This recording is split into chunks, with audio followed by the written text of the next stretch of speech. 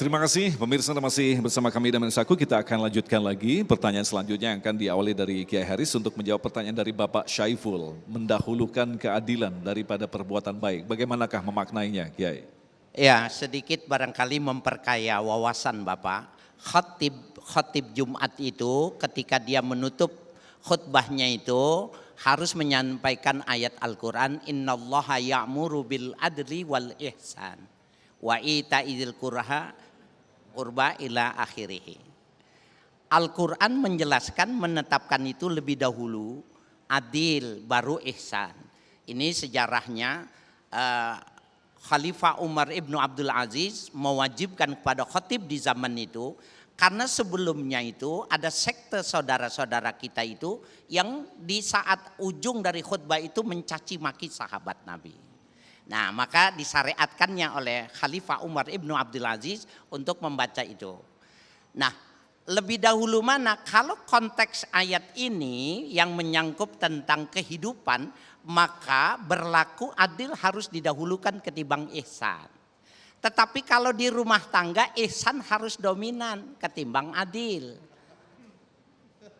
Dibalik Pak, beda. Tapi kalau buat hukum kemasyarakatan harus keadilan. Sayyidah Maimunah, salah satu istri Nabi mengatakan, ya Rasulullah, malam di tempatku kuberikan kepada Sayyidah Aisyah. Ketika Nabi tidak datang, apa mau bilang Nabi tidak adil? Tidak. Jadi keadilan itu kalau di rumah tangga itu, ibu sebenarnya dikasih tidak UMPR, umpamanya dikasih apa tuh namanya? UMR. Ibu tidak dikasih UMR, ibu damai-damai aja, orang sini mah baik-baik, damar ya. Padahal bapak tidak adil umpamanya.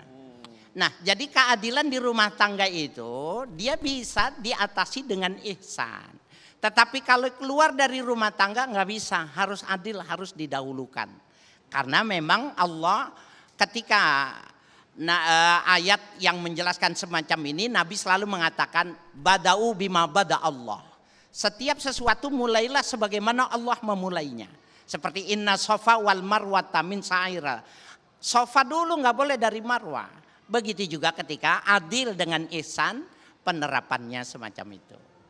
Nah Ustadz Ahmad Khan, artinya ketika kita seringkali menetapkan keadilan. Jadi ada orang yang mengatakan ketika melakukan apapun hadirkan Allah di situ.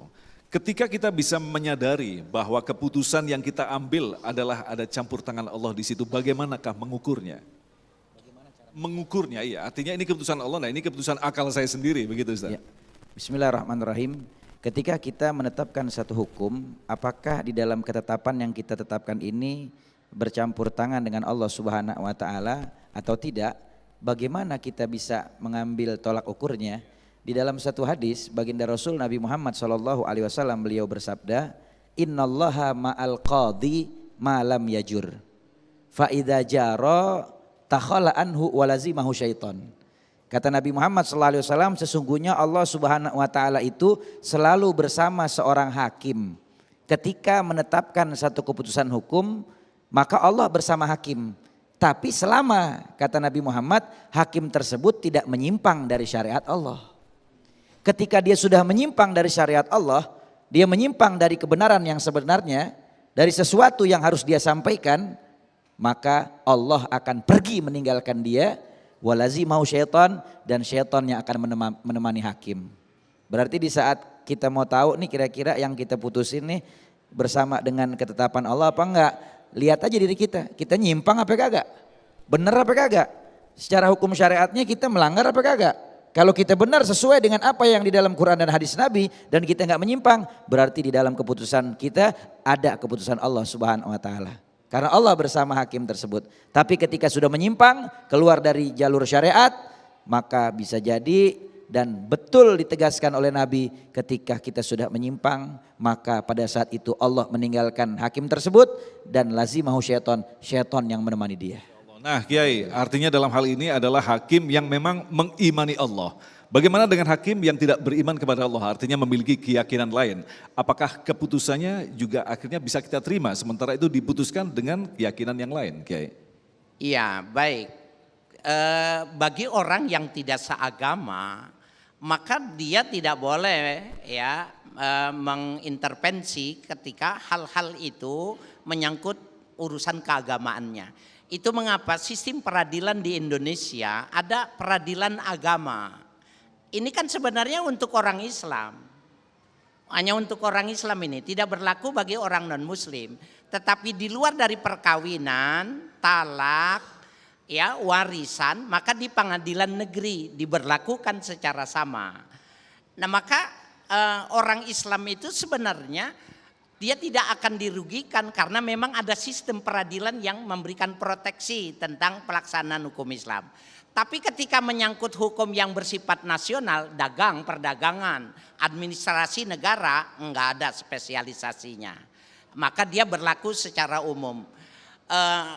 Kemudian di dalam kita punya kitab undang-undang ini, ya mohon maaf kita menyebutkannya ini sampai dengan kita merdeka sampai saat ini kita belum punya KUHP perdata maupun pidana secara tersendiri. Kita mesti rada-rada maklum sedikit karena ini memang aslinya dari Burgerlijk Wetboek itu dari Belanda. Dari kode penal Perancis yang nuansanya itu tidak berdasarkan keagamaan. Tetapi seorang hakim merdeka ketika melihat segala sesuatu itu berdasarkan nilai secara kemurnian. Di dalam perintah itu kan dalam Al-Quran itu maknanya itu wa'mur bil urfi wa'arid anil jahli. Kata ma'ruf itu sebenarnya baik menurut agama, baik menurut akal, dan baik menurut kemanusiaan itu yang disuruh sama Al-Quran. Tetapi ketika berbicara tentang umat, kuntum khaira ummatin, kalian khair digunakannya bukan ma'ruf. Karena apa? Perspektifnya hukum Islam. Hasan artinya baik juga. Itu yang punya konotasi ya dunia akhirat. Fi dunya hasanah fil akhirati hasanah. Tetapi ketika kita berdakwah, ketika kita melakukan kebijakan yang diperintah itu ma'ruf. Baik menurut agama, baik menurut akal, baik menurut kemanusiaan. Jadi hakim muslim ditaruh di mana saja, dia pasti kebijakannya, keadilannya pasti memenuhi syarat kemanusiaan. Baik, terima kasih Kiai Haris, Ustadz Ahmad Han yang telah memberikan begitu banyak ilmu kepada kita, nasihat-nasihat kepada kita. Insya Allah ini akan menjadi bekal bagi kita, terutama dalam menetapkan keputusan. Ingatlah, kita saat ini hanyalah di dunia, kelak apa yang kita putuskan akan diputuskan, diadili oleh Allah Subhanahu wa Ta'ala dengan apa yang saat ini menempel dalam diri kita. Tangan, kaki, semua akan berbicara dan mereka adalah saksi yang paling benar. Insya Allah kita termasuk orang-orang yang selalu diberi petunjuk oleh Allah Subhanahu wa Ta'ala. Tetaplah bersama kami, Damai Indonesiaku.